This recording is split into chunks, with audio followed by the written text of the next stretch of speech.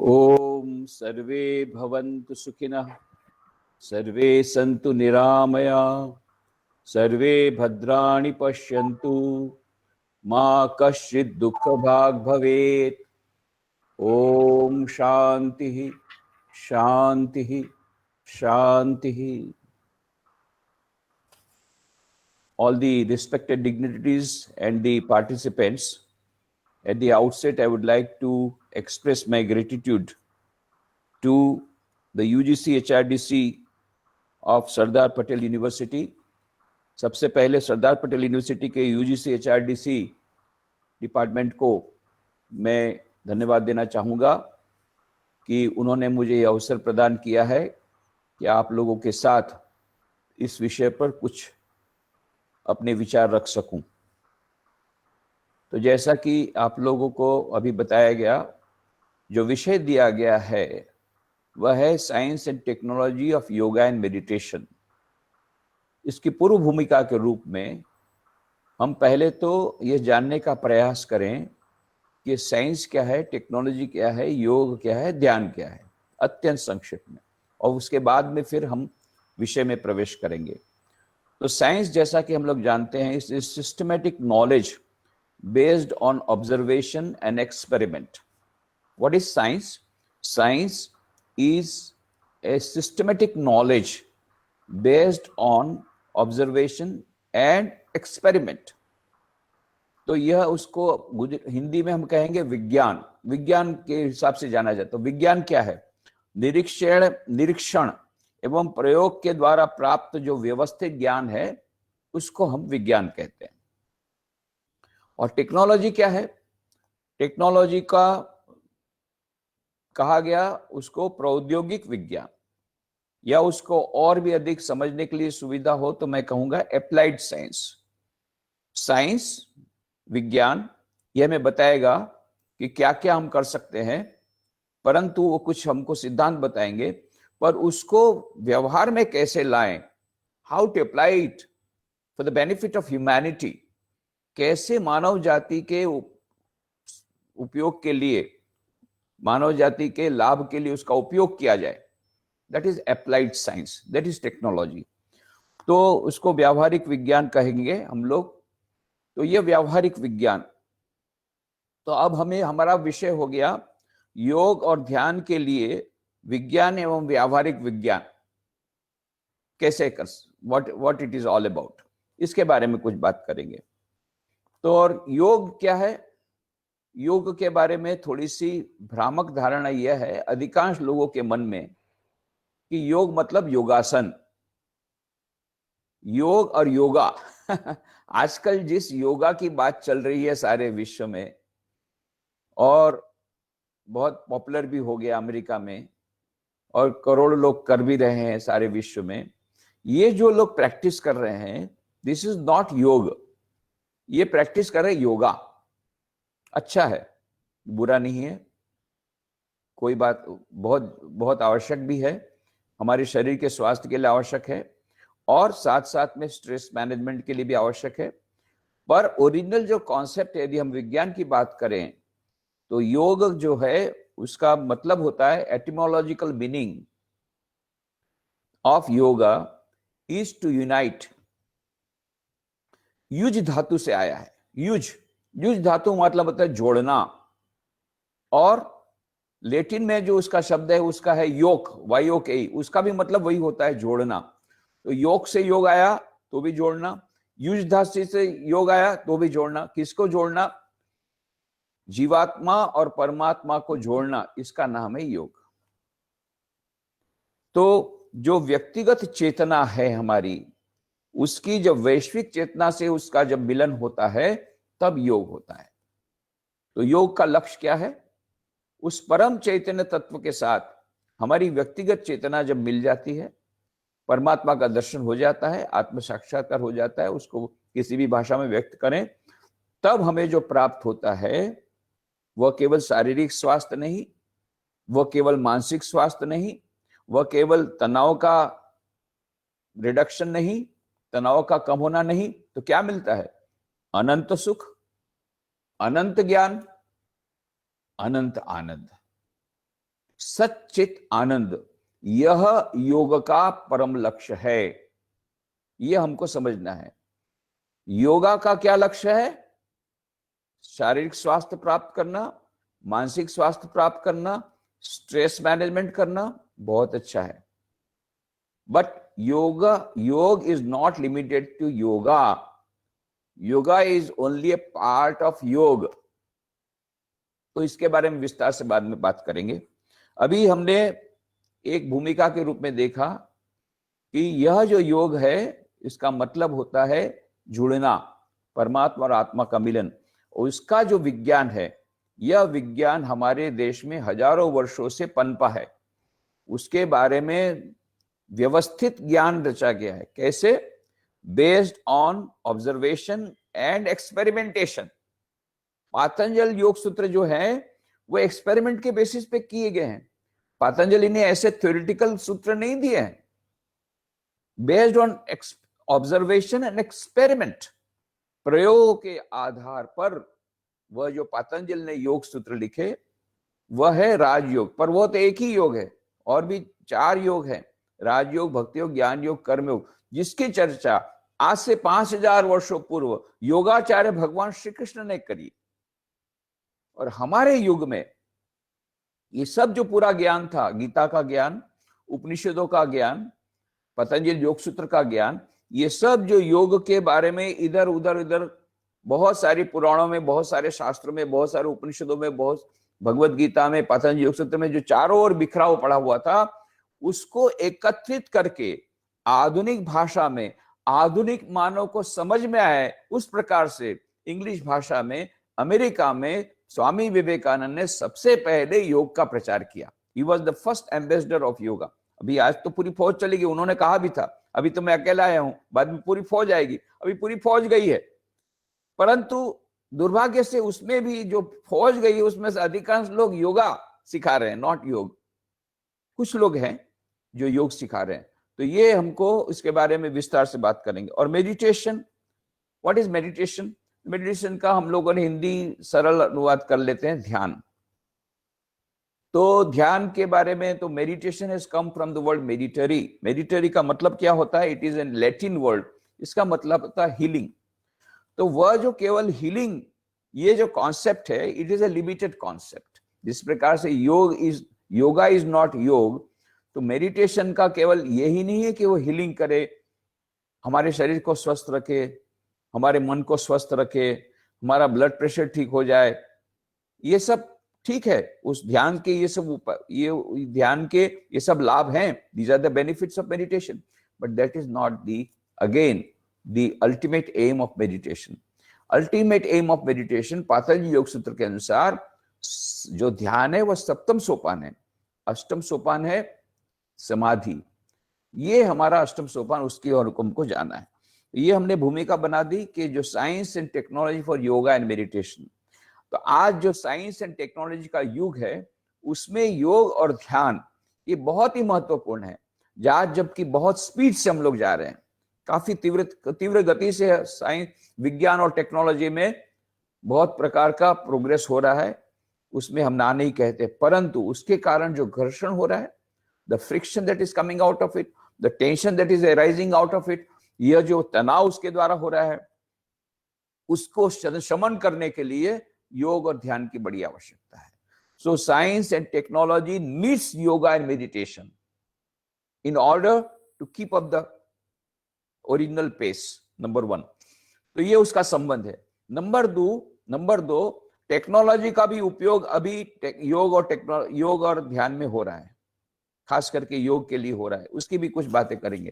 But ultimately what is more important is कि जो ध्यान और योग का जो विज्ञान है उसके बारे में बात करेंगे, और कैसे अपने जीवन में उसको व्यवहार में ला सकते हैं।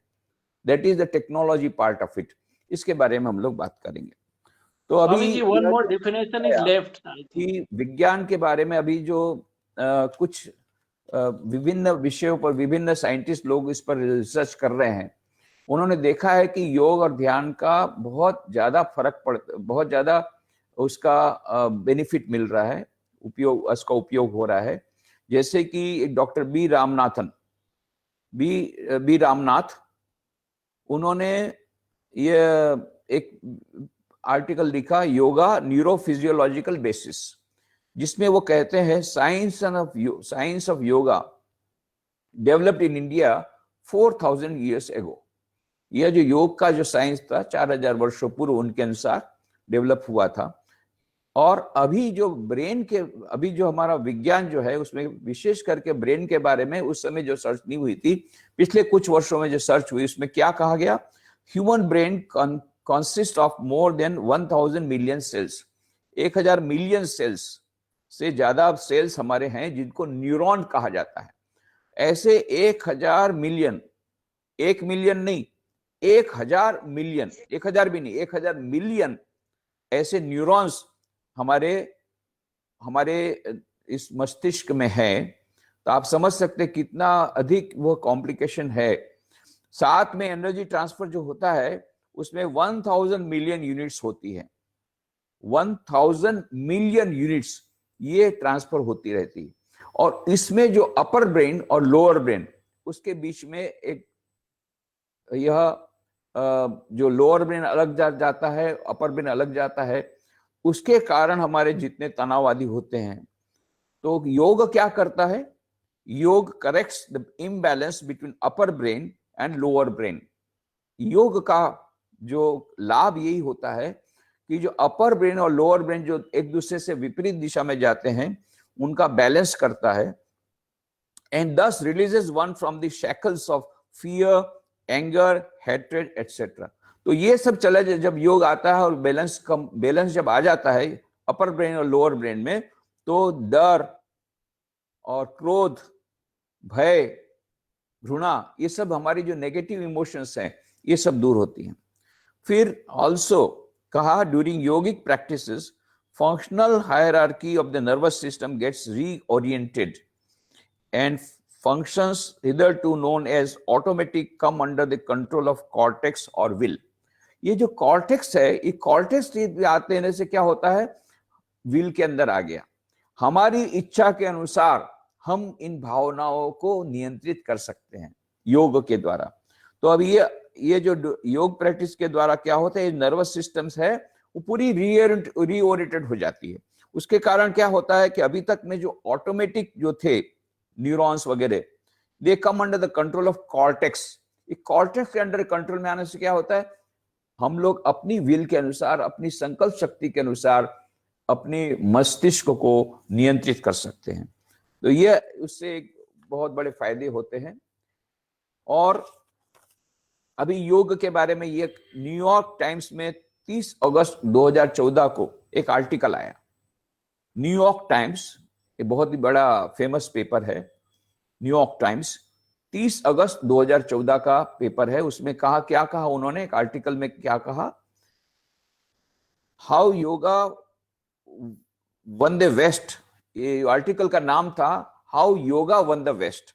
योग ने किस प्रकार से पाश्चात्य जगत पर जीत हासिल की उसके बारे में वो आर्टिकल है, how yoga won the waste.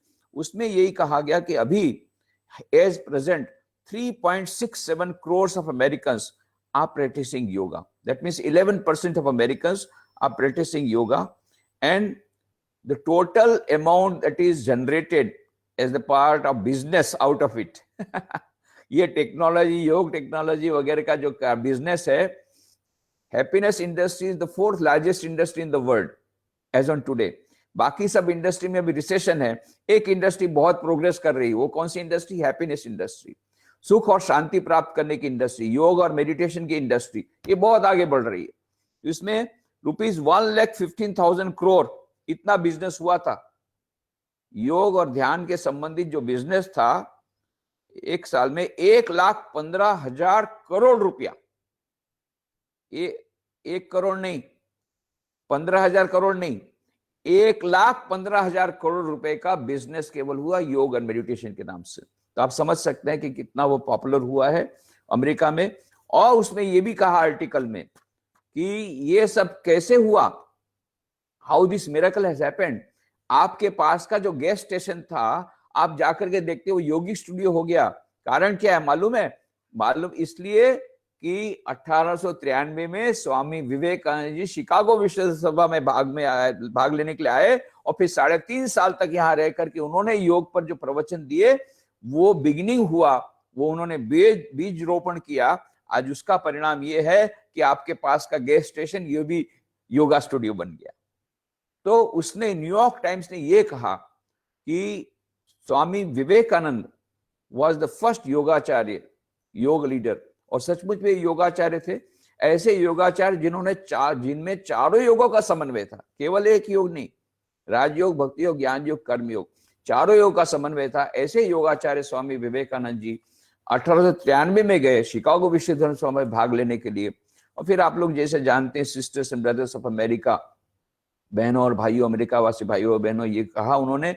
उसके बाद में तालियां बजी 2 मिनट तक, और फिर बाद में उतने सुप्रसिद्ध हो गए, 3.5 वर्षों तक उनको वहां पर अमेरिका में रहना पड़ा। फिर उन्होंने जो प्रवचन दिए, उन्होंने सिस्टमेटिक प्रवचन दिए 4 योगों पर, राजयोग, भक्ति योग, ज्ञान योग और कर्म योग। और पहली बार सारे विश्व को अंग्रेजी भाषा में, आधुनिक भाषा में, आधुनिक शैली में, आधुनिक मानव जिसके सरलता से समझ सके, इस प्रकार से उन्होंने सारे सनातन धर्म में विभिन्न धर्म ग्रंथों, विभिन्न शास्त्रों का निचोड़ अत्यंत सरल भाषा में दिया है। ये 4 योग मैं आप लोगों को बोलूंगा, 4 योगों का आप पठन पाठन कीजिए। राजयोग आप पढ़ेंगे तो आपको पता पड़ेगा साइंस ऑफ योगा कितना डेवलप हुआ था ऐसे 4000 वर्ष पूर्व, उसकी आपको झलक मिलेगी। और सिस्टमेटिकली सब पूरा दिया गया है राजयोग में। पतंजलि योग सूत्र के बेसिस पर स्वामी विवेकानंद ने राजयोग ग्रंथ लिखा है।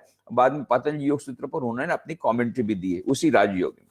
और बाकी भक्ति योग, ज्ञान योग, कर्म योग, यह उनका अभिनव प्रदान है कि जो भगवत गीता में जो ज्ञान दिया गया है विभिन्न श्लोकों के माध्यम से, वहां पर 18 योग की जो बात है, प्रत्येक अध्याय के अंत में कुछ न कुछ उस योग का नाम दिया गया योगाचार्य श्री कृष्ण के द्वारा।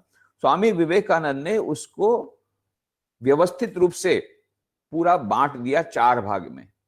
समस्त पूरा गीता का ज्ञान, पूरा उपनिषदों का ज्ञान, पूरा पुराणों का ज्ञान, पूरा पतंजलि योग सूत्र का ज्ञान, ये सब मिल मिला करके 4 योगों में उन्होंने कंडेंस करके रख दिया है। कौन कौन से 4 योग? राजयोग, भक्ति योग, ज्ञान योग और कर्म योग।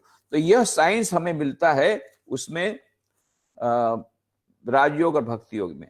और अभी जो हमने कहा था technology is coming to the rescue of yoga. ऐसा नहीं कि yoga is coming to the rescue of technology.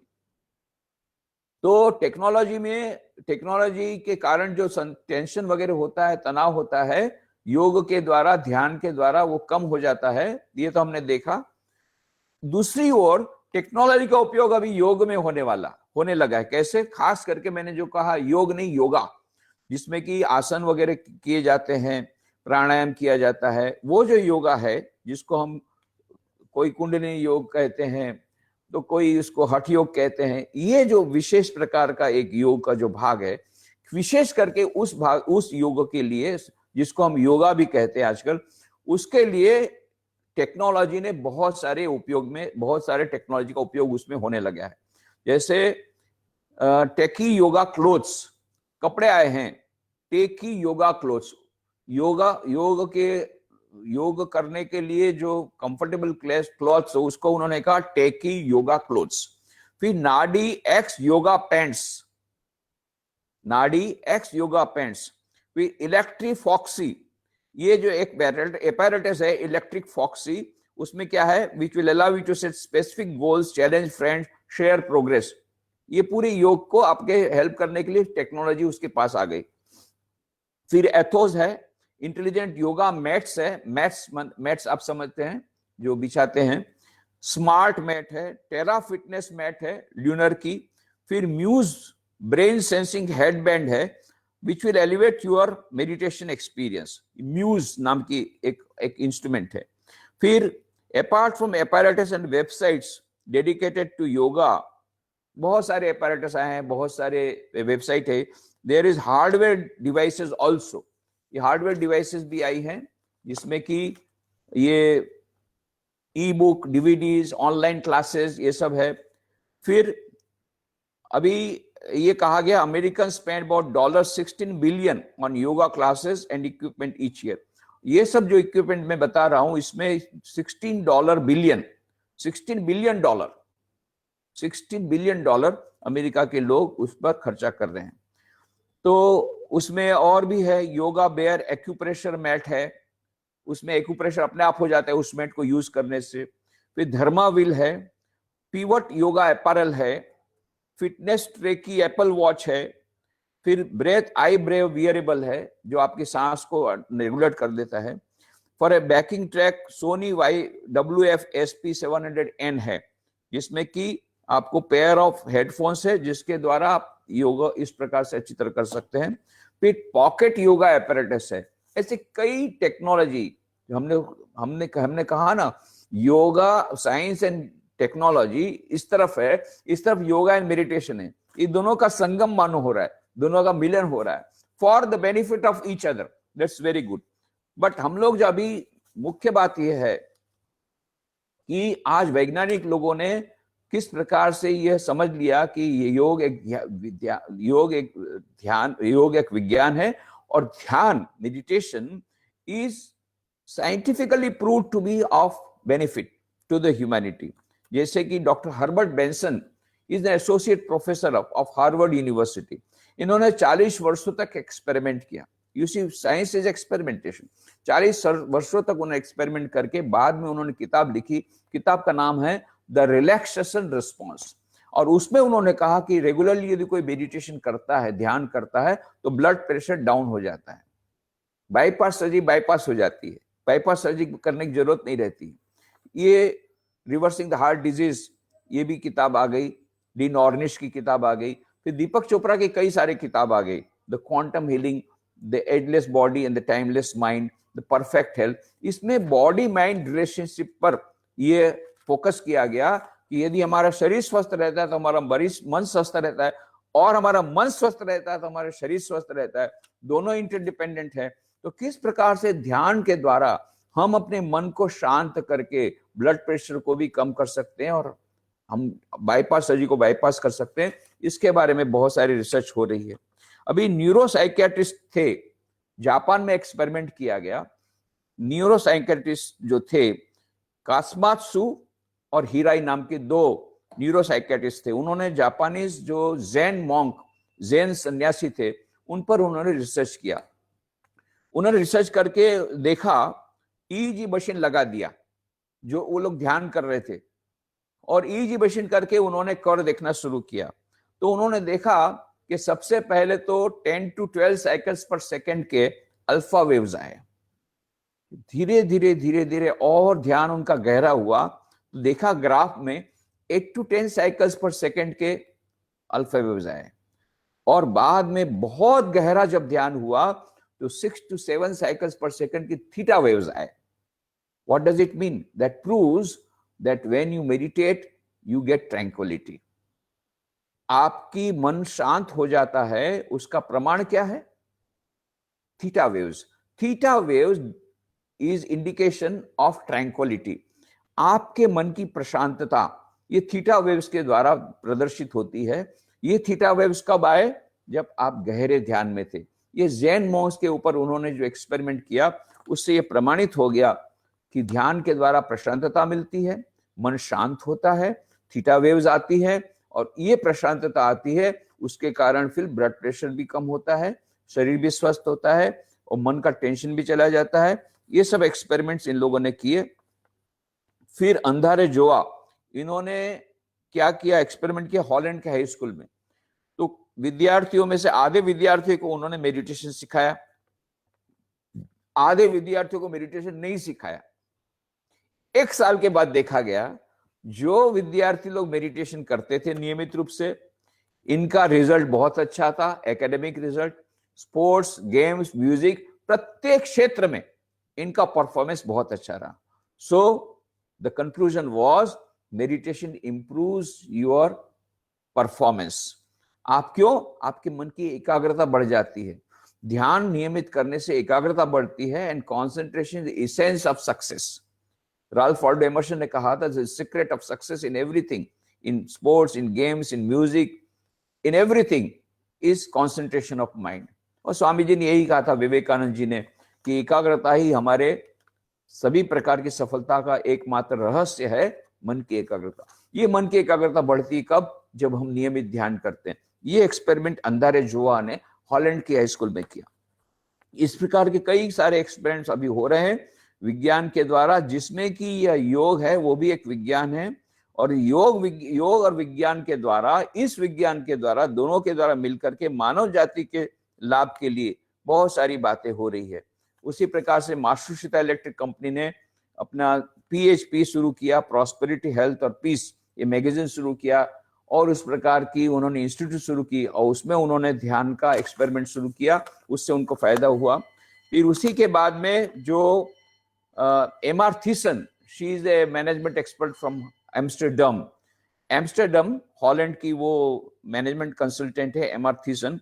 उन्होंने किताब लिखी है रिदम ऑफ मैनेजिंग। इसमें उन्होंने एक्सपेरिमेंट लिखे कि किस प्रकार से ध्यान करने से उनका जो परफॉर्मेंस लेवल सब बढ़ गया, और उसके कारण उनको स्ट्रेस मैनेजमेंट भी हुई, स्ट्रेस मैनेजमेंट में भी उनको फायदा हुआ। नॉट ओनली दैट, उनकी एक कैपेसिटी बढ़ गई, इंट्यूटिव फैकल्टी वो बढ़ गई। और उन्होंने ये कहा कि हमारी मैनेजमेंट टेक्नोलॉजी हमको बढ़ाना पड़ेगा, और अभी the future management techniques will depend on intuitive power, and this intuitive power will be developed by regular practice of meditation. ये उन्होंने कहा। ये और business school, Manchester business school, इन्होंने क्या शुरू किया है? They have started Kameng exercise before brainstorming session.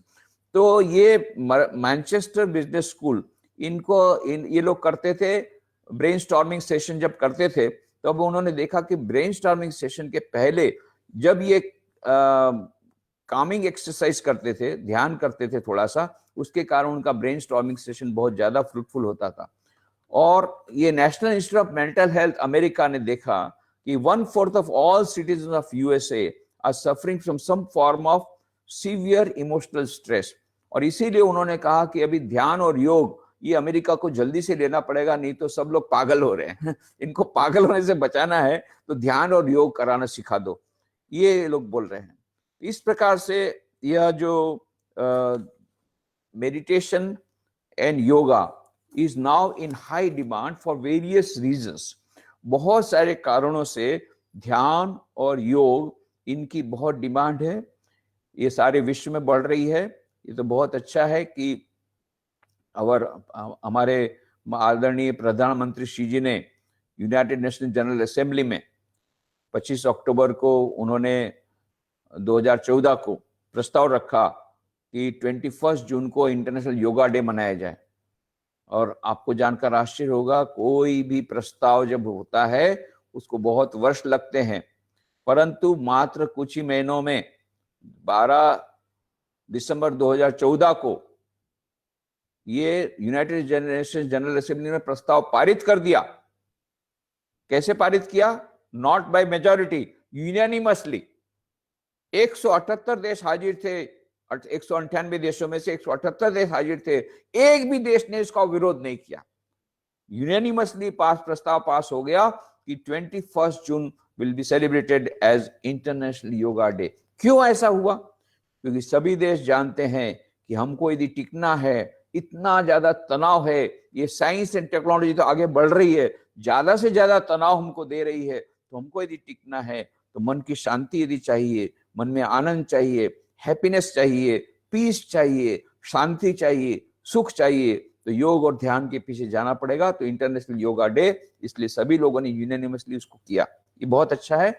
तो स्वामी विवेकानंद ने जो कहा था, अमेरिका से वापस लौटे 1897 में, तो सब जगह पर उनका बहुत भव्य स्वागत हुआ। स्वागत के उत्तर में उन्होंने कहा था, उत्तिष्ठत जागृत प्राप्य वरान निबोधत, उठो जागो लक्ष्य प्राप्ति तक रुको मत।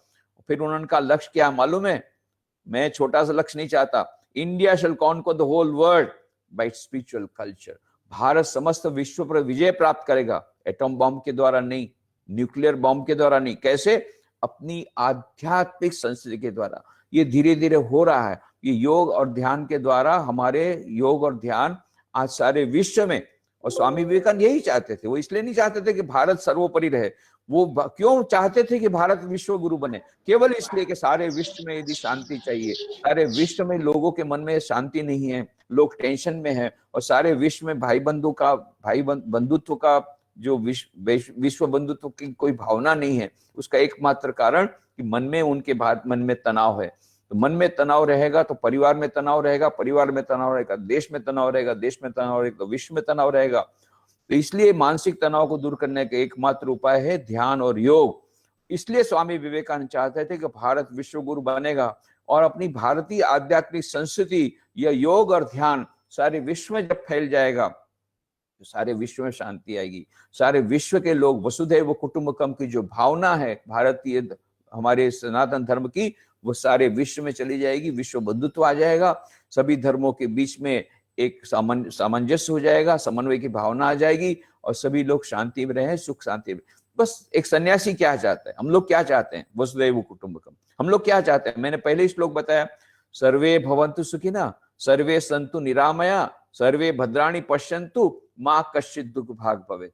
हमारा एकमात्र उद्देश्य यही है कि सभी सुखी रहें, सभी स्वस्थ रहें, कोई दुख को प्राप्त न हो। यही तो हमारी भावना है, और यही भावना केवल साधु संतों की नहीं है, सभी भारतवासियों की है। और इसलिए भारत आज टिका हुआ है कि हमारे भीतर में इस प्रकार की पॉजिटिव थिंकिंग है कि करोड़ों लोग प्रत्येक दिन सुबह इस श्लोक का आवर्तन करते हैं, सर्वे भवन्तु सुखिनः, सर्वे सन्तु निरामया, सर्वे भद्राणि पश्यन्तु, मां कश्चित् दुःख भाग् भवेत्।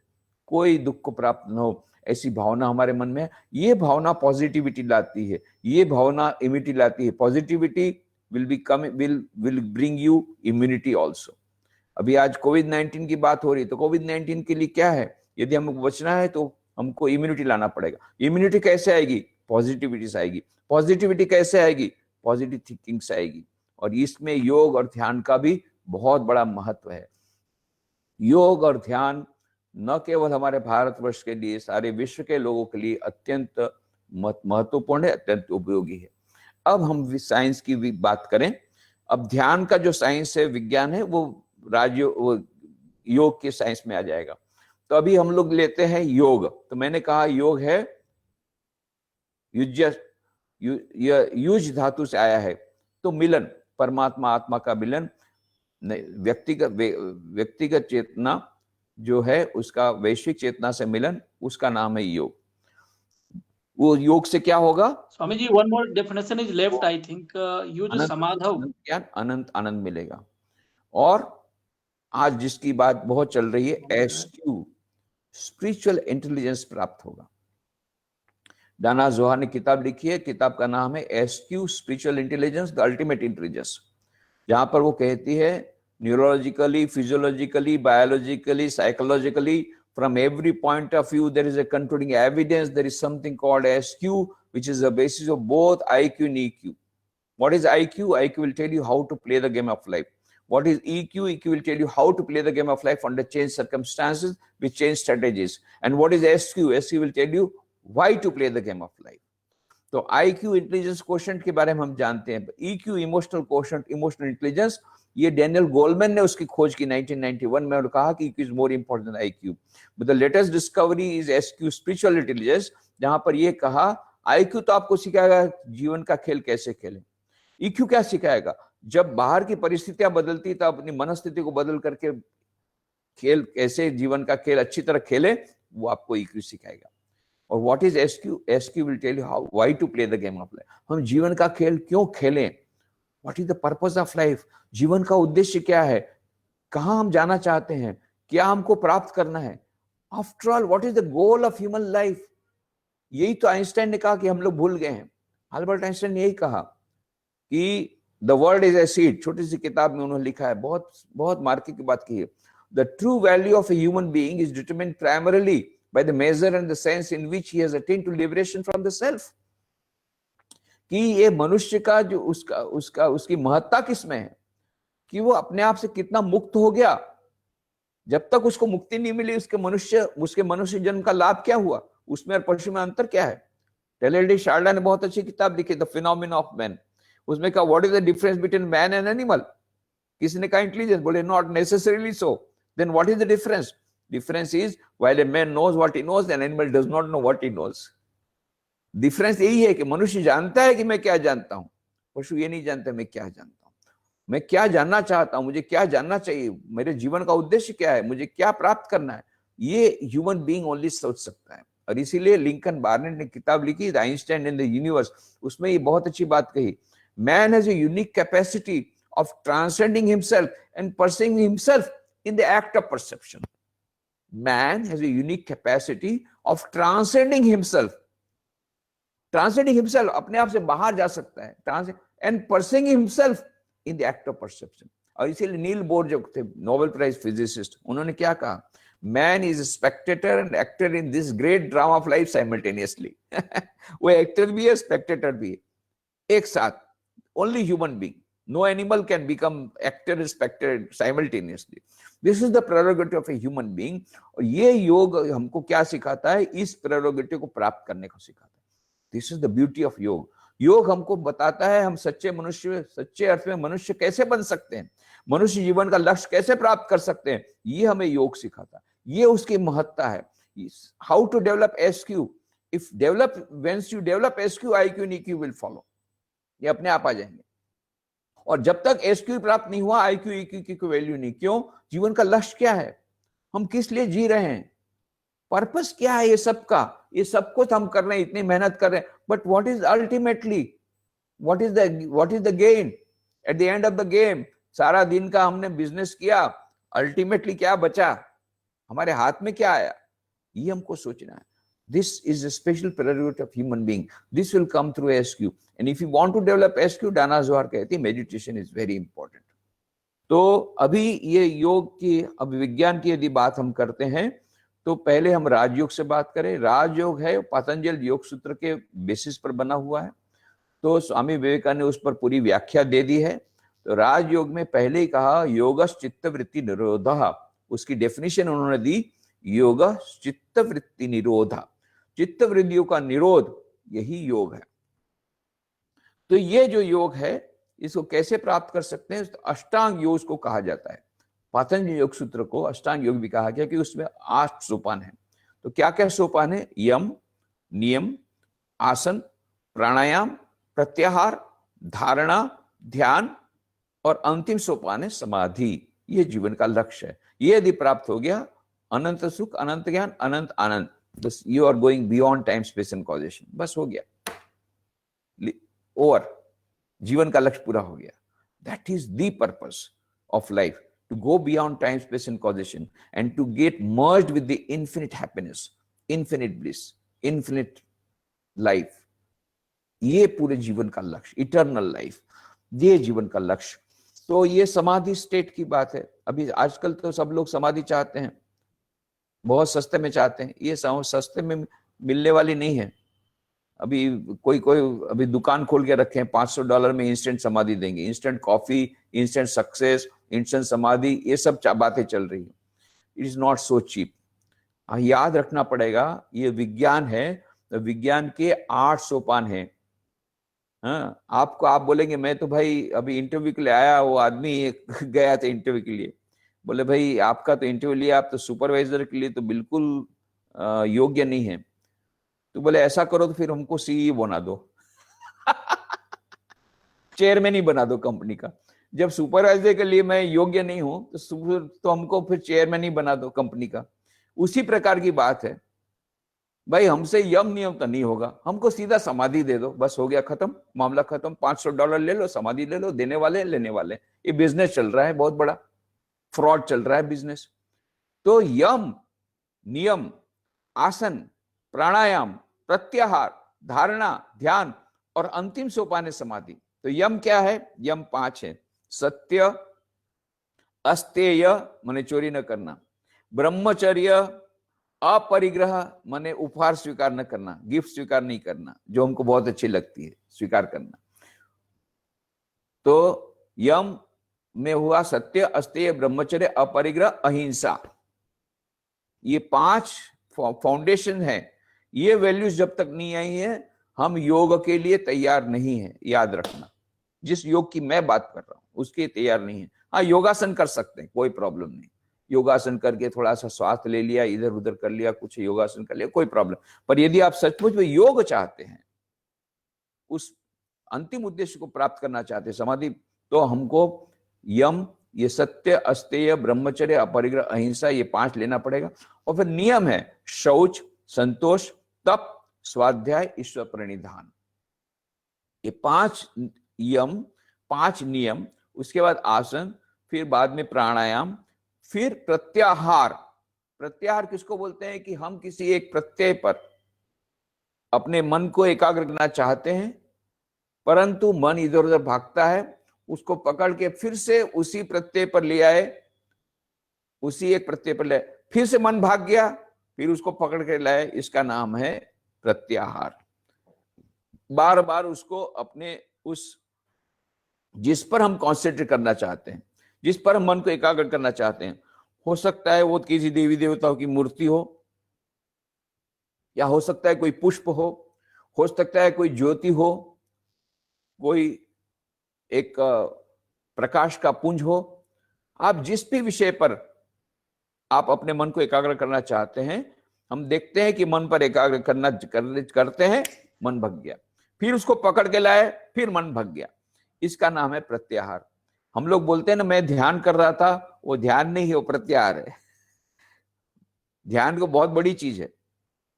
तो ये प्रत्याहार। उसके बाद है धारणा। धारणा क्या है कि यदि 12 सेकंड तक लगातार आपका मन किसी एक प्रत्यय पर लग गया, एकाग्र हो गया, बिना किसी विक्षेप के लगातार, तो इसका नाम है धारणा। तो ध्यान का है 12 सेकंड्स इंटू 12 सेकंड्स, 144 सेकंड, इतने लगभग 2.5 मिनट तक यदि आपका मन बिना विक्षेप के बिल्कुल लगातार, यदि एक ही प्रत्यय पर लगातार एकाग्र होकर के बना रहा, तो वो है ध्यान। And 12 seconds into 12 second into 12 seconds, तो लगभग आधा घंटा यदि आपने लगातार बिना विक्षेप के, यदि आपका मन लगातार रहा एक ही प्रत्यय पर, तो इसका नाम है समाधि। फिर उसमें बहुत प्रकार की समाधि, अप्रसंज्ञात, संप्रज्ञात समाधि, असंप्रज्ञात समाधि, और बहुत से उसके प्रकार हैं, उस पर हम नहीं जाएंगे। तो ये हुआ राजयोग। तो राजयोग का मतलब क्या हुआ? Now this is the science of Rajyoga. Now what is the technology of Rajyoga? Technology यही है, उसको कैसे हम अपने जीवन में लाएंगे, उसको टेक्निक, उसको कैसे अपने जीवन में उसका प्रयोग करेंगे, कैसे उसका उपयोग करेंगे, व्यवहार में कैसे लाएंगे। व्यवहार में ऐसे लाएंगे कि यम और नियम का पालन करेंगे, जो वैल्यूज बता दिए, सत्य, अस्तेय, ब्रह्मचर्य, अपरिग्रह, अहिंसा, और शौच, संतोष, तप, स्वाध्याय, ईश्वर प्रणिधान, ये जो 10 वैल्यूज बताए, इनका हम पालन करेंगे, नैतिक नियमों का पालन करेंगे, और साथ साथ में प्रतिदिन ध्यान का अभ्यास करेंगे। तो करते करते करते करते हम लोग फिर वो समाधि की अवस्था तक जाएंगे। इसका नाम है राजयोग की प्रैक्टिस करना, ये है राजयोग। फिर दूसरा है भक्ति योग। भक्ति योग क्या है? भक्ति योग में है प्रार्थना करना, पूजा पाठ करना, दर्शन करना, ईश्वर के दर्शन करना, ईश्वर के नाम का जप करना। मुख्य बात है ईश्वर को प्रेम करना, जिसको प्रेम करने के बाद कभी पछतावा नहीं होता है कि हम बाहर में ऐसा होता है कि हम 5 किलो प्रेम किसी को दिया, किसी ने हमको 4 किलो प्रेम दिया, हमारा मन खराब हो जाता। यहाँ ऐसी बात नहीं है, हम छोटा सा प्रेम देते हैं, हमको अनंत प्रेम भगवान देते हैं। तो इस प्रकार से यहाँ लेन देन की भावना नहीं है। यह जो ईश्वर के साथ ये भक्ति योग है, जिसमें ईश्वर को प्रेम करना है, ईश्वर के नाम का स्मरण करना है, ईश्वर के मंत्र का जाप करना है, ईश्वर से प्रार्थना करनी है। ये बहुत सरल है। देखिए भाई, अभी आपको अभी आसन बताया, मयूर आसन वगैरह बताया ना, अब कितना कठिन है, उन्होंने तो फट करके कर लिया, आप कर पाएंगे? प्रैक्टिस करना पड़ेगा। परंतु भक्ति योग अत्यंत सरल, प्रार्थना करना है, बस मंत्र का जाप करना है, ये सरल है भक्ति योग कंपैरेटिवली। फिर उसके बाद में है ज्ञान योग। ज्ञान योग के 3 चरण हैं, श्रवण, मनन, निधिध्यासन। श्रवण का मतलब होता है जो एक महामंत्र आपको दे दिया, अहम ब्रह्मास्मि तत्त्वमसि। अब इसके ऊपर आपको मनन करना है, चिंतन करना है कि सचमुच में क्या हूं, ब्रह्म सत्य जगत मिथ्या क्या सचमुच में है? सचमुच में मेरा मेरा मेरा सच्चा स्वरूप क्या है? क्या मैं शरीर हूं? नहीं। मैं कहता हूं ना आज मेरा शरीर बहुत खराब है, तो मैं शरीर तो नहीं हूं। तो क्या मैं मन हूं? ना, मैं तो कहता हूं आज मेरा मन बहुत खराब है, मेरा मूड नहीं है, मैं बात नहीं करूंगा, तो मैं मन भी नहीं हुआ, क्योंकि मेरा मन और मैं मतलब मैं अलग हो गया। तो क्या मैं बुद्धि हूं? नहीं, आज मेरी बुद्धि काम नहीं कर रही, ऐसा कहते हैं, इसका मतलब मैं बुद्धि भी नहीं हूं। तो मैं क्या अहंकार हूं? नहीं, बोलते हैं मेरा अहंकार बहुत है, मैं बाद में बता दूंगा। तो अहंकार मेरा है, मैं अहंकार नहीं हूं, तो मैं क्या हूं? बियॉन्ड दिस, मैं इन सबसे परे हूं। मन बुद्धि चित्त अहंकार शरीर, इन सबसे परे जो है वो दिव्य चेतना, वो है अहम ब्रह्मास्मि। ये मैं वो आत्मा हूं, मैं जो आत्मा हूं नित्य शुद्ध बुद्ध आत्मा हूं, और इन सब से मैं परे हूं। इसका चिंतन करना, इसके ऊपर मनन करना, फिर उसको और आधुनिक भाषा में कहूंगे तो अच्छे विचारों को आत्मसात करना, उसके ऊपर चिंतन करके उसके ऊपर निधि ध्यान करना और उस रियलिटी तक पहुंचना, यह है ज्ञान योग। अब चौथा है कर्म योग, जो हमारे सबके लिए अत्यंत सरल है, क्योंकि कर्म तो हमको करना ही पड़ता है। पर ये कर्मयोग ऐसा अद्भुत रसायन है जिसमें कर्म का जहर चला जाता है, कर्म को पूजा में परिणत कर देता है। ये है कर्मयोग, कन्वर्टिंग वर्क इनटू वर्शिप। प्रत्येक कार्य पूजा बन सकता है, प्रोवाइडेड कि उसकी हम टेक्निक जाने, how to convert work into worship. ये टेक्निक हमको भगवान श्री कृष्ण ने बताई, जो उसको स्वामी विवेकानंद ने बाद में और भी अच्छे एक्सपांड करके बताया। तो क्या बताया?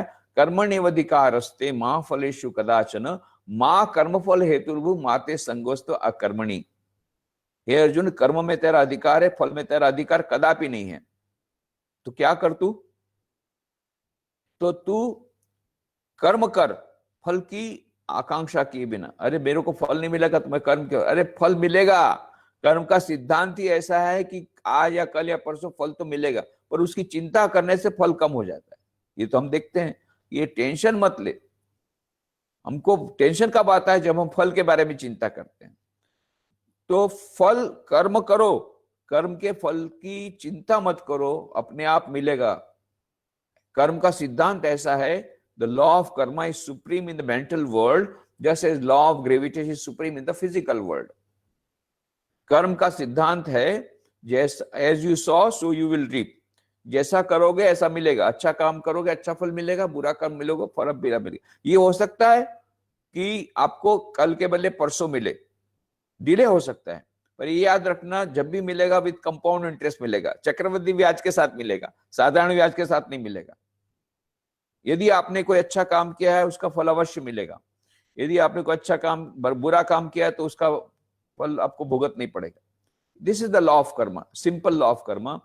पर हमको क्या करना है कि हमको यदि दोनों से आगे वो दोनों हमको बंधन में डालते हैं, तो इसलिए क्या कहा? अनासक्ति पूर्वक कर्म करो, without any attachment, without any attachment to the fruits of karma, without any attachment to the work itself, निष्काम भाव से अनासक्ति पूर्वक कर्म करो। तो अनासक्ति पूर्वक कर्म कैसे कर सकते हैं? ये श्री रामकृष्ण देव ने कहा, यदि आपको ईश्वर की प्राप्ति करनी है, यदि आप उस योग को प्राप्त करना चाहते हैं, उस अंतिम स्थिति को प्राप्त करना चाहते हैं, बियॉन्ड टाइम स्पेस कॉजेस जाना चाहते हैं, तो प्रत्येक कर्मों को पूजा में परिणत करना पड़ेगा। तो कैसे कर हो सकता है? अनासक्ति पूर्वक कर्म करो। ये अनासक्ति पूर्वक, आसक्ति तो किसको बोलते हैं? जो आ सकती है, कभी भी आ सकती है, किसी को भी आ सकती है, उसी का नाम तो आसक्ति है, अपने आप आ जाती है बिना बुलाए। तो ये आसक्ति, इसको कैसे दूर करें? तो बहुत सुंदर उदाहरण श्री रामकृष्ण देव देते हैं, बड़े घर की दासी के समान रहो। बड़े घर की दासी में जो पैसे वाले लोग रहते हैं, उनके यहाँ पर जो काम वाली रहती है, वो क्या करती है? छोटे बच्चे रहते हैं सेठानी के, सेठानी तो मोटी हो जाती, खा पी के तो काम कर नहीं सकती, तो छोटे बच्चे को भी रख नहीं सकती। अभी छोटा बच्चा, ये काम वाली उसको संभालती है, आया जो रहती है वही संभालती है, वो कार का काम भी करती है और बच्चे को भी संभालती है। और कहती बेटा हरी नहा ले, तो हरी नहा लेता है। बेटा हरी स्कूल चल, तो हरी स्कूल जाता है। वो उसके साथ उसका एकदम ट्यूनिंग हो जाता है। वो अपनी माँ का नहीं मानता, पर वो आया का मानता है। अब क्या होता है? जब ये जो काम वाली है आया, वो बोलती बेटा हरी नहा ले, बेटा हरी खा ले, बेटा हरी स्कूल चल, तो वो जानती है मन में ये मेरा हरि नहीं है। मेरा सच्चा हरि तो वहां पर घर में बैठ के रो रहा होगा, झुपड़ी में बैठ करके, वो कभी रोज उसको भूलती नहीं है। उसका फल क्या होता है? फल ये होता है कि एक दिन अचानक बर्तन मांजते मांजते एक कीमती प्लेट वो टूट जाती है।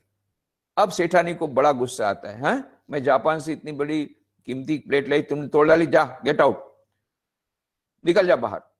अब ये जो काम वाली थी, आया थी, वो तो हंसते से निकल जाती, क्यों? उसको तो दूसरी नौकरी मिल जाएगी। नौकरानी मिलना आजकल बहुत मुश्किल है, और नौकरी नहीं, उसको मिली नहीं सेठानी को। फिर उसकी कमर टूट गई, फिजियोथेरेपी का बड़ा बिल आया, तो बड़ी बात है, लो छोड़ दो। पर ये बच्चा जो है रोता है, क्यों? वो आया के, वो सेठानी के वो काम मानता नहीं है, वो आया के बिना वो रोता है। अब ये आया को कोई समस्या नहीं, क्यों? वो पहले से जानती थी ये मेरा हरि नहीं है। वो पहले से जानती थी मेरा हरि तो वहां झुपड़ी में बैठ के रो रहा होगा। ऊपर से बोलती है, प्रेम भी करती है, ऐसा नहीं कि प्रेम नहीं करती, परंतु उसको कोई आसक्ति नहीं है। क्यों? जानती है ये मेरा हरि नहीं है। उसी प्रकार से श्री रामकृष्ण कहते हैं, जब इस संसार में आए हो सब काम करो, पर ये जानना कि इसमें तो कोई हमारा नहीं है। सब कुछ छोड़ करके एक दिन जाना पड़ेगा। પછી ઓચિંતા યમરાજના તેડા થશે, મોહ માયા તેજીને જવું પડશે, નહીં ચાલે તમારા તોફાન, जीवन थोड़ू रह्यू, तमे भावे भजी लियो भगवान, जीवन थोड़ू रह्यू। बहुत अच्छा गीत है गुजराती में कि भाई अच्छी तरह से भगवान का भजन कर लो, वो अचानक यमराज आकर के ले जाएंगे तो उस समय फिर भगवान का भजन नहीं होगा। ये कभी भी हो सकता है। सबसे ज्यादा कोई सर्टेन डेथ है, सर्टेन चीज है इस वर्ल्ड में, वो है डेथ। जिसका जन्म उसकी मृत्यु अवश्यम भावी है। आज तक एक भी ऐसा व्यक्ति नहीं हुआ जिसका जन्म हो उसकी मृत्यु नहीं हुई, आज तक। और सबसे ज्यादा सर्टेन थिंग है, सबसे ज्यादा डेफिनेट है मृत्यु। और सबसे ज्यादा मोस्ट अनसर्टेन थिंग क्या है? मृत्यु का समय। इसकी मृत्यु कब आएगी कुछ कह नहीं सकते, तो कभी भी मृत्यु आ सकती है। इसलिए क्या करो, सब समय ये मन में रखो कि इसमें का कुछ हमारा नहीं है, बुलावा आएगा तो सब कुछ छोड़ के जाना पड़ेगा। तो जीवन का उद्देश्य क्या है? कबीर ने कहा, जब तू आया जगत में, जग हंसे तू रोए, ऐसी करनी कर चलो, मरते समय तुम हंसो जग रोए। ऐसा करना, ऐसा करो कि मरते समय तुम हंसो और जग रोए। बच्चा छोटा पैदा होता है तो रोता है, उआ उआ, बाकी सब ताली बजाते हैं। एक ही समय ऐसा है ये डॉक्टर कलाम ने बच्चों को पूछा था, कब ऐसा एक समय मुझे बताओ जब बच्चा रोता है और माँ हंसती है? ऐसा कभी हो सकता है? बोले बच्चा रोता हो माँ हंसती। बोले हाँ, एक बार है। कब? जब बच्चा का जन्म होता है ना, बच्चा रोता है, माँ हंसती है, ताली बजाती, वाह बच्चा पैदा हुआ, है कि नहीं? तो जब बच्चा पैदा होता है सभी लोग हंसते हैं, माँ भी हंसती है। पर मरते समय तुम ऐसा करो कि तुम हंसते हंसते चले जाओ, बाकी सबको रोने दो, अरे इतने अच्छे आदमी थे चले गए। तो ये है जीवन का लक्ष्य। ये जीवन का लक्ष्य हमारे पास आता है जब हम इस योग और ध्यान का, इसकी प्रैक्टिस करते हैं, इसको हम के व्यवहार में लाते हैं, तब ये आता है। तो इस प्रकार से योग और ध्यान के द्वारा हम अपने लक्ष्य को प्राप्त कर सकते हैं। तो ये 4 योगों के बारे में मैंने अत्यंत संक्षिप्त में बताया। ये चारों योगों के बारे में बहुत सुंदर पुस्तकें हैं स्वामी विवेकानंद की, राजयोग, भक्ति योग, ज्ञान योग और कर्म योग। बहुत सुंदर सुंदर कहानियों के माध्यम से स्वामी विवेकानंद जी ने बताया कैसे एक आधुनिक मानव अत्यंत सरलता पूर्वक इन योगों का समन्वय करके अपने जीवन में उसका व्यवहार करके उस परम पद को प्राप्त कर सकता है, एसक्यू को प्राप्त करता है, स्पिरिचुअल क्वेश्चन को प्राप्त कर सकता है, आध्यात्मिक ज्ञान को प्राप्त कर सकता है, अनंत सुख, अनंत ज्ञान, अनंत आनंद, जो जीवन का लक्ष्य उसको प्राप्त कर सकता है, हंसते हुए अपने जीवन को छोड़ सकता है, मृत्यु पर विजय प्राप्त कर सकता है। ये सब कैसे कर सकता है? अत्यंत सरलता पूर्वक। अब किसी का प्रश्न ये हो सकता है कि भाई ये चारों योगों में से कौन सा योग अच्छा है? तो स्वामी विवेकानंद को ये बात पूछी गई तो उन्होंने कहा, जो तुमको योग अच्छा लगे उसका तुम पालन करो। नहीं, आपने कौन सा योग का पालन किया? तो स्वामी जी ने कहा, मैं तो चारों योग का एक साथ पालन करता हूं। इसीलिए फ्रेंच मनीषी रोमारोला कहते हैं, Swami Vivekananda rode on all the 4 horses together. चारों घोड़ों पर एक साथ सवार हुए, राजयोग, भक्ति योग, ज्ञान योग, कर्म योग, चारों घोड़ों पर एक साथ सवार हुए। कैसे? उन्होंने अपने जीवन में चारों योग का समन्वय किया। हम देखते हैं बचपन से ध्यान सिद्ध थे और ध्यान बहुत करते थे, उसके कारण उनकी मन की एकाग्रता भी आई थी, तो ये तो राजयोगी तो थे ही। फिर भक्ति योग, उन्होंने जो स्तोत्र लिखे हैं, उन्होंने जो भजन लिखे हैं, गान लिखे हैं, गीत लिखे, तब आपको लगता है जो संध्या आरती जो लिखी है उन्होंने, श्री रामकृष्ण आरतीकम, खंडन भव बंधन, ये सब आप पढ़ने के बाद लगेगा तो कितने बड़े भक्त हैं। तो भक्ति योग की भी साधना उन्होंने की है। इधर कर्म योग तो कैसा है कि 39 वर्ष की उम्र में उन्होंने शरीर छोड़ दिया, अपना देह त्याग दिया 4 जुलाई 1902 को। उसके पहले उन्होंने कहा था कि मैं जब मर जाऊंगा तो मेरे देह का यहाँ अग्नि संस्कार करना। सब लोगों ने कहा अभी से आप जाने की बात क्यों करते हैं, अभी तो बहुत आपकी उम्र कम है। तो उन्होंने कहा था मैंने आगामी 1500 साल का काम कर डाला। I have done enough for next 1500 years. मैंने जो संदेश दिया है उसको इम्प्लीमेंट करने में 1500 साल लगेंगे, ये बात उन्होंने कही। कितना कर्म है। उन्होंने जो प्रवचन दिए, दिन सप्ताह में 8-8 10-10 प्रवचन देते थे, ये सब प्रवचन मिलकर के complete works of Swami Vivekananda, 9 volume, 9 मोटे मोटे ग्रंथ हैं, इसमें उनका सारा ज्ञान समाया हुआ। ये सब उन्होंने इतनी छोटे से जीवन में उन्होंने ये सब काम किया हुआ है।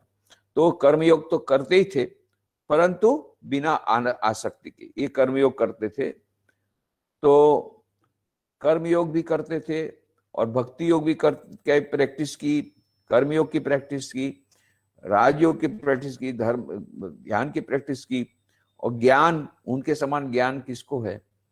ज्ञान योग के उनके प्रवचन, अद्भुत प्रवचन, विशेष करके उन्होंने माया पर जो प्रवचन दिए हैं, उस समय तो जितने लोग सुनने वाले थे ये लोग एक अलग स्टेज पर चले गए थे। स्वामी जी ने तुरंत अपना प्रवचन बंद कर दिया।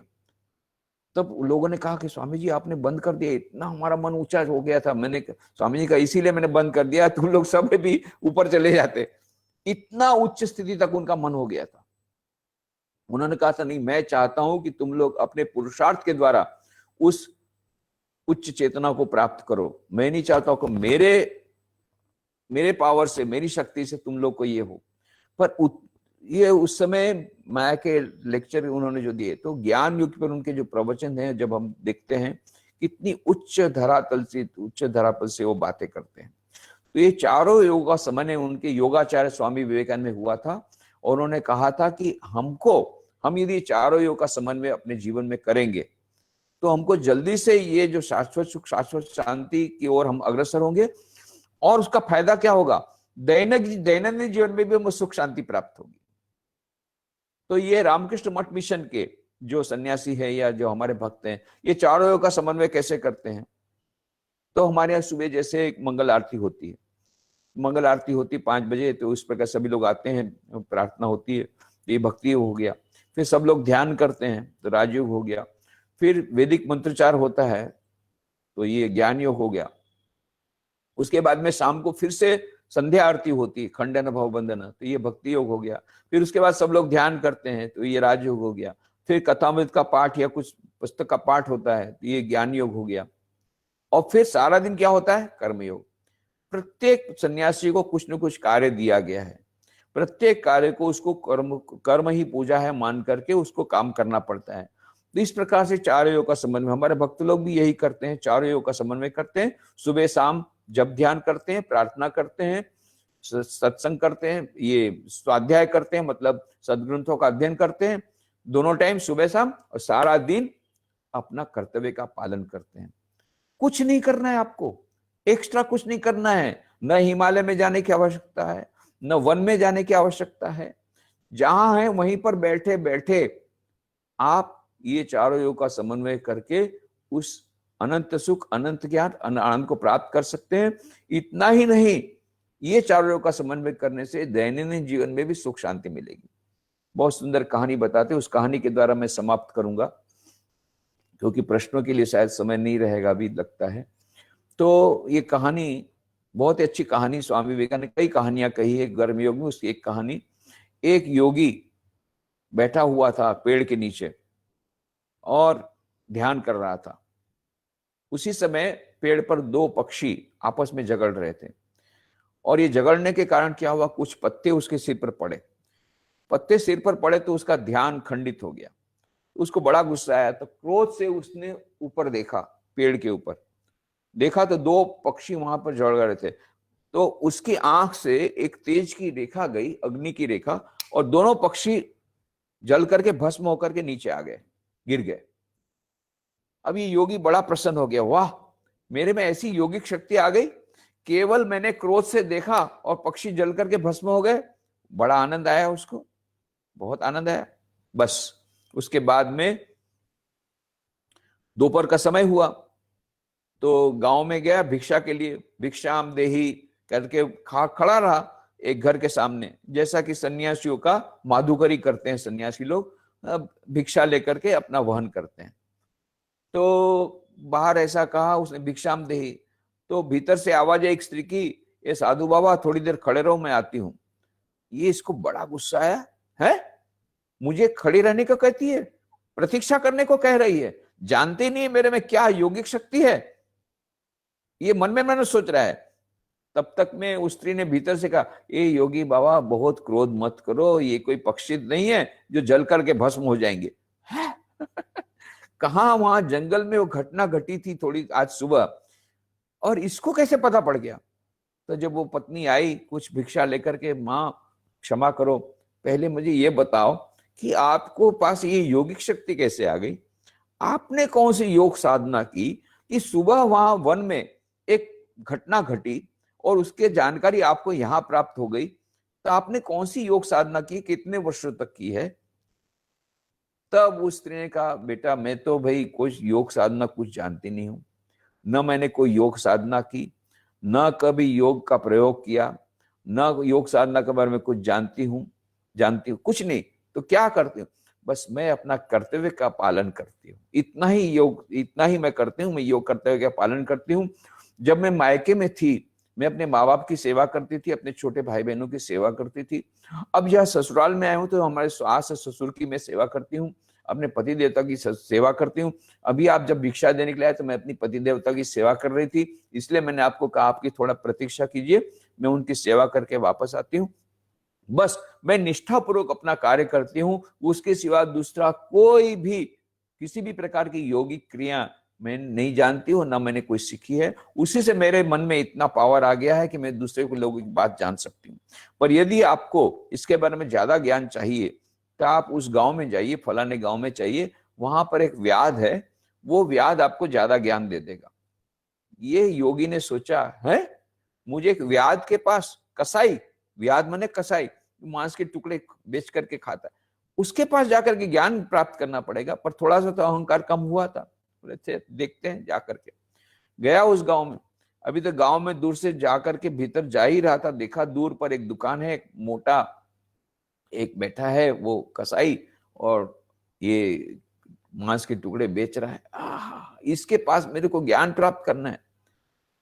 तब तक में तो उस कसाई ने, उस व्याध ने कहा, ओ साधु बाबा, आपको उस गांव की उस महिला ने आपको भेजा है ना? हाँ हाँ हाँ, थोड़ी प्रतीक्षा कीजिए। अरे ये उस गांव में उस महिला ने मुझे कहा है, इनको कैसे पता पड़ा? उस समय मोबाइल नहीं था याद करना कि व्हाट्सएप मैसेज दे दिया कि ये हम भेज रहे हैं साधु को, नहीं, तो कैसे पता पड़ा? ये भी आश्चर्य की बात है। तो उसके बाद में जब उसने काम का पूरा काम खत्म हो गया, दुकान बंद करके चलो हम घर जाते हैं, घर में जाकर के अपने माँ बाप की सेवा की, फिर भोजन कराया उस योगी को, फिर कहा बोलिए आपके प्रश्न क्या है? तो उन्होंने कितने सारे प्रश्न पूछे। एक कौशिकी जो योगी थे, कौशिक मुनि, उन्होंने बहुत सारे प्रश्न पूछे। ये सब प्रश्न महाभारत में है, जिसका नाम है व्याध गीता। व्याध ने जो इन प्रश्नों के उत्तर दिए, व्याध गीता नाम के प्रकरण में महाभारत में वहां पर सम्मिलित है।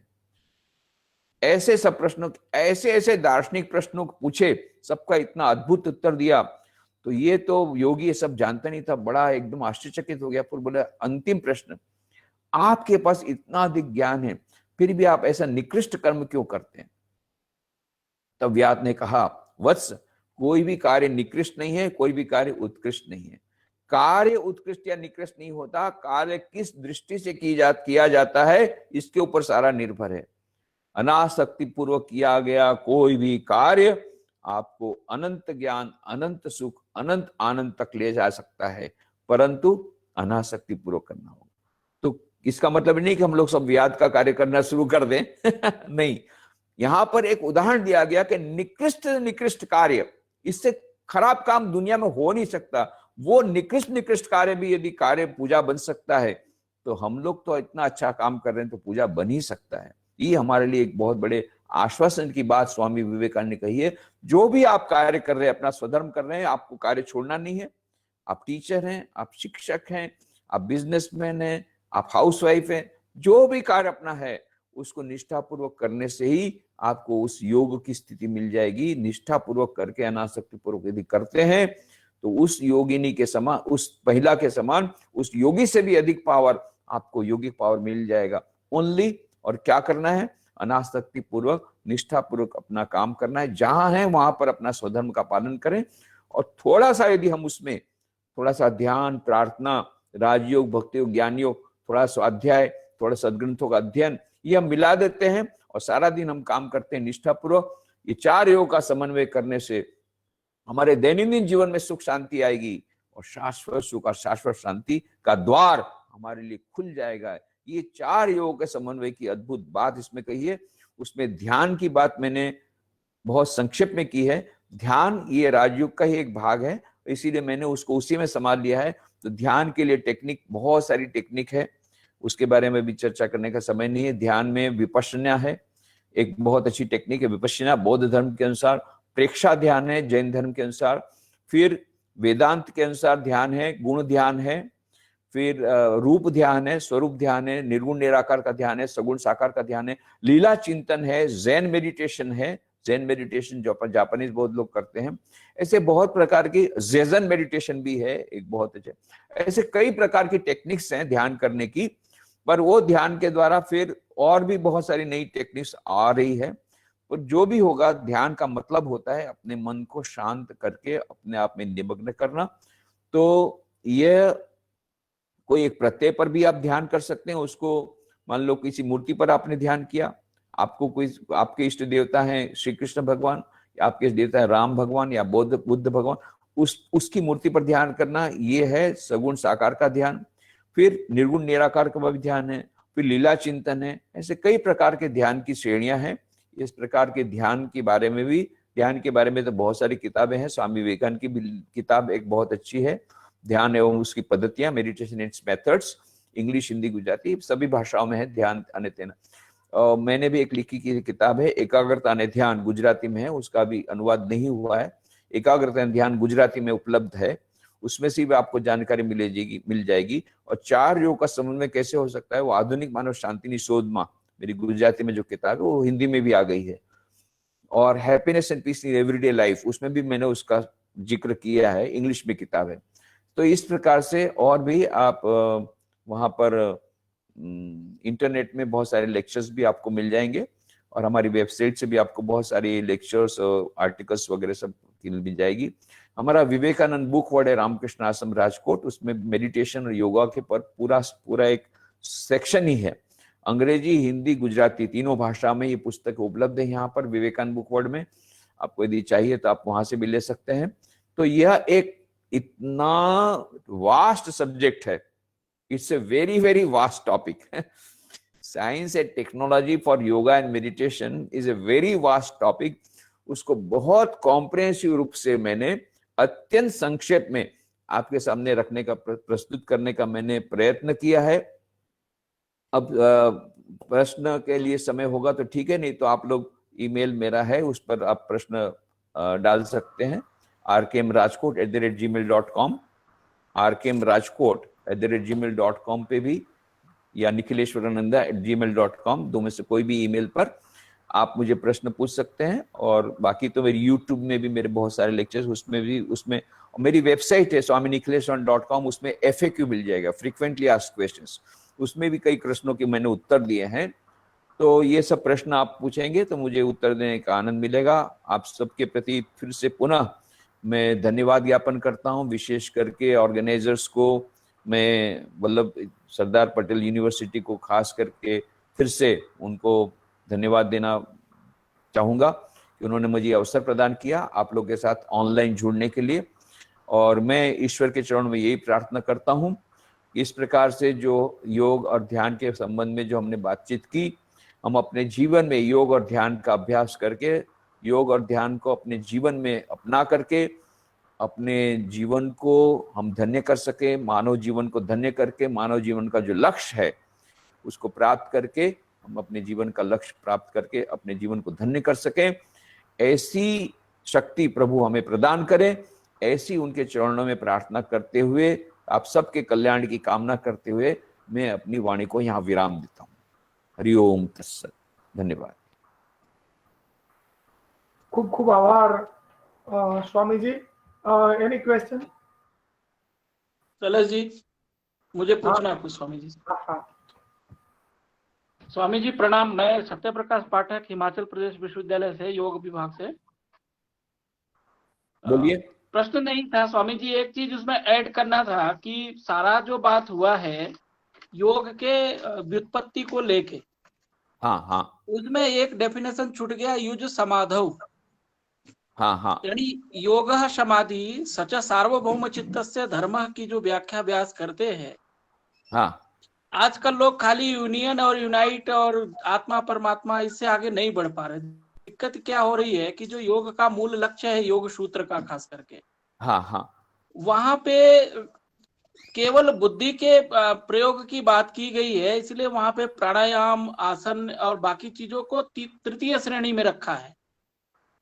ठीक ठीक। पहला उपाय तो अभ्यास और वैराग्याभ्याम तन्निरोध कहता है, यानी वृत्ति निरोध के बारे में कहता है, थ्रू प्रैक्टिसेस ऑफ अभ्यास एंड वैराग्य। बिल्कुल ठीक, बिल्कुल देन ठीक कहा। सेकंड ऑप्शन गिव द ईश्वर प्रणिधानात वा इट मींस विकल्प, दैट इज नो, मतलब ऐसा भी नहीं कि ईश्वर प्रणिधान से ही समाधि संभव है, से भी संभव है कहा। तीसरे में आता है अष्टांग योगांगात अनुष्ठानात अशुद्धि क्षय ज्ञान दीप्ते है अविवेक ख्याते है। ठीक ठीक। तो ये जो गौड़ समाधि थी, तो हमारे ख्याल से जो योग सूत्र का जो लक्ष्य है वो युज समाधौ से है। ये बात बहुत कम लोगों में प्रचलित नहीं, है। पर मैंने कहा था आपको, पहले ही कहा था, योगश चित्तवृत्ति निरोध। पातंजल योग सूत्र का सबसे पहला सूत्र यही है कि योगश चित्तवृत्ति निरोध, चित्तवृत्तियों का निरोध यही योग है। पर ये राजयोग की भाषा हो गई, कर्मयोग की, ज्ञान योग की, भक्तियों की भाषा कुछ और है। पर अल्टीमेट जो हमारा एम है वो परफेक्शन है। What is the perfection? Ultimate aim है वही अनंत सुख, अनंत ज्ञान, अनंत आनंद। जब वो समाधि की स्थिति की जो है, वही समाधि की स्थिति एक भक्त के अनुसार ईश्वर का दर्शन वो कहता है, एक ज्ञानी कहता है आत्म साक्षात्कार, उसकी भाषा वो है। एक बुद्धिस्ट की भाषा यह है कि मुझे निर्वाण की प्राप्ति हो गई। और असली में स्थिति वही है, beyond time space and causation जाकर के उस अल्टीमेट के साथ मिल जाना, उस अनंत सुख, अनंत ज्ञान के साथ मिल जाना, ये जीवन का लक्ष्य है। और इसके लिए राजयोग, हमको पातंजलि योग सूत्र में ये सब सूत्र बताए गए, और ये योगश चित्तवृत्ति निरोध के द्वारा वो समाधि की अवस्था प्राप्त हो सकती है। ये राजयोग की भाषा है। मैं स्वामी जी एक ही चीज ऐड करवाना चाहता था आपसे कि आप अगर योग मतलब युज समाधौ धातु है ना, ये योग की 3 व्युत्पत्ति है। युज संयमन है, युजिर योगे, युज समाधौ। तो युजिर योगे, युज संयमने आपने बता दिया, युज समाधौ भी आप बता देंगे तो सभी को बड़ा अच्छा लगेगा। ये मैं चाह रहा था। समाधौ, ये जो मैंने कहा कि अष्टांग, जो अष्टम सोपान है वो है समाधि है। अष्टम सोपान है वो समाधि है। तो सप्तम सोपान है ध्यान, उसके पहले का सोपान है धारणा, उसके पहले का सोपान है ये हमारा यम, नियम, आसन, प्राणायाम, प्रत्याहार। तो इसलिए हमारा यही कहना है कि हम लोग सीधा समाधि पर जाते हैं। ये डायरेक्टली चेयरमैन बनने के पहले आप वाइस प्रेसिडेंट बनिए, फिर पहले बनिए जनरल मैनेजर, फिर बाद में आप वाइस प्रेसिडेंट बनिए, फिर प्रेसिडेंट बनिए, है ना। डायरेक्टली प्रेसिडेंट बन नहीं सकते हैं। आजकल के लड़के लोग डायरेक्ट समाधि चाहते हैं। यम नियम के बोले ये सत्य का आचरण तो हम नहीं करेंगे, ब्रह्मचर्य का पालन नहीं करेंगे, अस्तेय हम चोरी तो करेंगे ही, परीक्षा में तो थोड़ी चोरी करेंगे, बाकी चोरी नहीं करेंगे, इनकम टैक्स की थोड़ी चोरी करेंगे। हाँ, तो ये जब तक यम और नियम हमारे जो सोपान है, प्रथम और द्वितीय सोपान, जब तक ठीक नहीं होता है तब तक अष्टम सोपान समाधि का नहीं प्राप्त हो सकता है। इसको अच्छी तरह जान करके रखना है हमको। अभी आजकल समाधि समाधि समाधि की बात चलती है और इंस्टेंट समाधि देने की लेने की बात चलती है। फिर से मैं कहता हूं कि जब तक यम और नियम के फाउंडेशन तैयार नहीं होता है तब तक समाधि रूपी मल्टी स्टोरी बिल्डिंग तब तक प्राप्त नहीं हो सकती। वो नहीं रहेगी। वो समाधि जो रहेगी वो बिना फाउंडेशन वाली, वो एक छोटा सा हवा का झोंका आएगा, वो खत्म हो जाएगी। पर हाँ, ये है यम और नियम, इस पर हमको ध्यान देना है पहले राजयोग में, जब हम प्रैक्टिस करते तब। प्रणाम स्वामी जी। प्रणाम स्वामी जी। नमस्कार। हाँ बोलिए। मेरा नाम रविश है। आपसे एक क्वेश्चन है।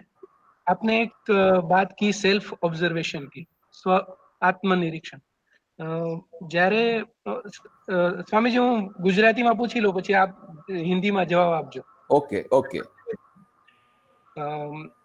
જ્યારે આપણે પોતાનું નિરીક્ષણ કરીએ તો એવું લાગે કે બુરા દેખન જો મેં ચલા બુરા ન મિલ્યા કોઈ, કબીર સાહેબ કે પહેલા તો પોતાની અંદરની જ એટલી બધી વીકનેસીસ દેખાય, તો એ વીકનેસીસ એટલી બધી હોય છે ઘણીવાર પોતાની અંદર જ એવું લાગે છે. એની સાથે હાઉ ટુ વર્ક, કેમ કે ભક્તિ તો બરોબર છે પણ જે વીકનેસીસ દેખાય છે એ ભક્તિના માર્ગે જવામાં અવરોધ આવી જાય છે, આવું લાગે છે. તો બહુ સરસ, વેરી ગુડ. પ્રેક્ટિસ કરવી જોઈએ. હું સમજી ગયો ना। प्रश्न मैं हिंदी में उत्तर देता हूं। उनका प्रश्न ये है कि जब हम सेल्फ ऑब्जर्वेशन करने चाहते हैं, इंट्रोस्पेक्शन करने जाते हैं, आत्मनिरीक्षण करते हैं, तो हमके भीतर में बहुत सारे अवगुण प्राप्त होते हैं। ये तो बहुत अच्छी बात है। At least you know the disease. अभी तक तो आप अहंकारी थे, आपको लगता था मेरे समान परफेक्शन कोई नहीं है, पर जब आपने इंट्रोस्पेक्शन किया तब आपका अहंकार थोड़ा कम हुआ। नहीं तो अभी तक तो अहंकारी थे कि मेरे समान कोई ग्रेट है ही नहीं। तो बहुत अच्छी बात हुई, आपने अपने आप को पकड़ लिया। You see, to know the disease itself is cure. बाद में क्योर मिलना बहुत संभव है। डायग्नोसिस परफेक्ट होगा तो क्योर अपने आप हो जाएगा। डायग्नोसिस ही नहीं होगा तो आपने बहुत अच्छा डायग्नोस कर लिया कि मेरे में क्या अवगुण है। अब उसके बाद में क्या होता है, इन्फिनिटी कॉम्प्लेक्स आती है, उसके कारण हमारा कॉन्फिडेंस लूज हो जाता है। यही आपका प्रश्न है ना। उसके लिए स्वामी विवेकानंद की एक बात को याद रखना है कि हमारे भीतर में, हमारे अवचेतन मन में दो मन है हमारा, एक चेतन मन, एक अवचेतन मन, कॉन्शियस माइंड, अनकॉन्शियस माइंड। हमारे अनकॉन्शियस माइंड में, अचेतन मन में बहुत प्रकार के संस्कार जुड़े बैठे हुए हैं, बहुत प्रकार के अवगुण हैं, साथ साथ में अच्छे संस्कार भी हैं। तो इसलिए स्वामी विवेकानंद कहते हैं, you must never forget that as the bad thoughts and bad deeds are ready to spring upon you like a tiger, so there is also an inspiring hope that good thoughts and good deeds are ready with 100,000 angels to defend you always and forever. ये याद रखना है। हमारे भीतर में अभी ऊपरी सतह पर हजारों दुर्गुण दिख सकते हैं, पर याद रखना ये हजारों जन्म में अच्छे भी कार्य किए हैं, उसके भी संस्कार उसमें हैं, बुरे भी कार्य किए हैं, उसके भी संस्कार हैं। अभी हमको बुरे संस्कार नजर आ रहे हैं, अच्छे संस्कार नजर नहीं आ रहे हैं, और भी आप इंट्रोस्पेक्शन करेंगे तो वो भी बाहर निकलेंगे। पर वो बाहर जब निकलेंगे तब अहंकार मत होना कि मैं इतना महान हूं। और जब बड़ा बुरे संस्कार निकलेंगे तब भी अपना आत्मविश्वास मत खोना। हमको एकदम निरीह होकर के अनासक्ति पूर्वक अपना निरीक्षण करना है, अपना आत्मविश्वास खोना भी नहीं है, अहंकार भी नहीं बनना है, और धीरे धीरे करके शुद्धिकरण करने के जाना है। जो है सो है, whatever I am, I accept it. अभी रोने धोने से कोई फायदा नहीं है, गो फॉरवर्ड। इसलिए स्वामी विवेकानंद एक ही सिद्धांत है, आगे बढ़ो, आगे बढ़ो, आगे बढ़ो। Arise, awake and stop not till the goal is reached. उत्तिष्ठत जागृत प्राप्यवरान निबोधत। उठो, जागो, लक्ष्य प्राप्ति तक रुको मत, आगे बढ़ते जाओ, चिंता मत करो। है जो है सो है, उसको एक्सेप्ट करके अब आगे बढ़ो। रोने धोने से काम नहीं चलेगा। ठीक है। हाँ स्वामी जी, मुझे है ना क्वेश्चन नहीं, मुझे आपको थैंक यू बोलना है।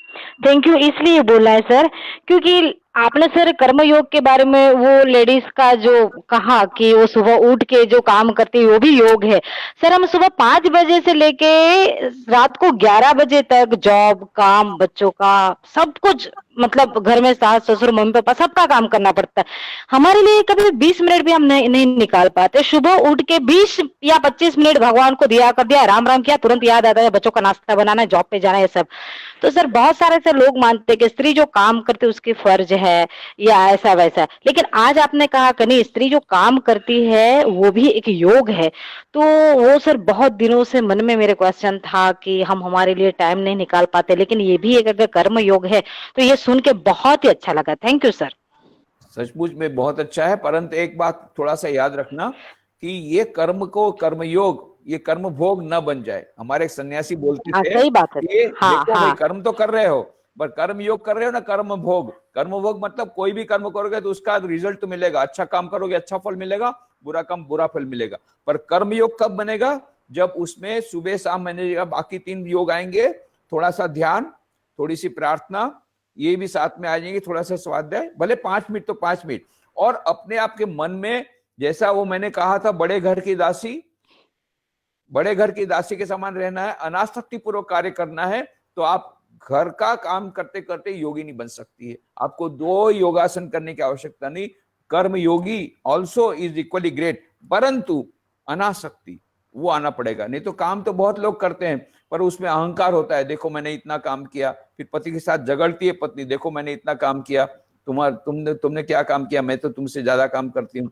वो नहीं, परंतु जो भी काम है ईश्वर समर्पित बुद्धि से करके, भाई मैं तो केवल इसमें, मेरा अहंकार नहीं है, मैं एक इंस्ट्रूमेंट हूं, मैं अनासक्ति पूर्वक बड़े घर की दासी के समान अनासक्ति पूर्वक कर्म करते हैं, तब वो कर्मयोग बन जाएगा। और एक्स्ट्रा कुछ करने की आवश्यकता नहीं है।